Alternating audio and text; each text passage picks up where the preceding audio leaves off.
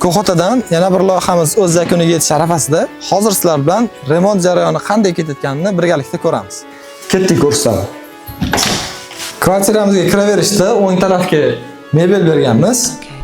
Va shu mebelning ichiga tupli polli kollektorlarni ham skritga qilib joylab ketganmiz. O'ng tarafimizda spalni bor.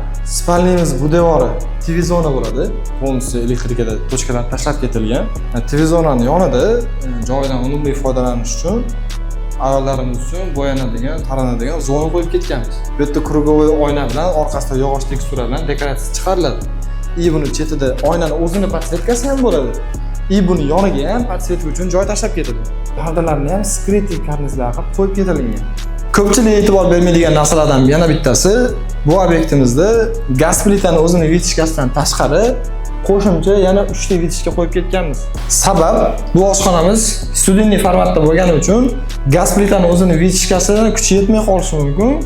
Bu yoqdagi divanli zonamizda o'tirgan odamlarga bu narsa juda ham noqulaylik tug'dirib qo'yadi. Bu tarafda dam olish zonasi, TV zona qilingan.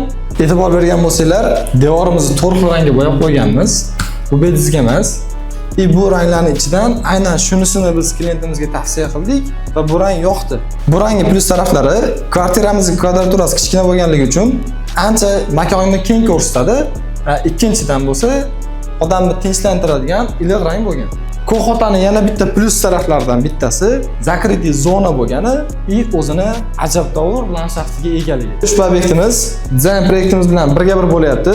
Sizga ham shunaqa dizayn proyekt va remont podключ xizmatlarimiz kerak bo'lsa, biz bilan bog'laning.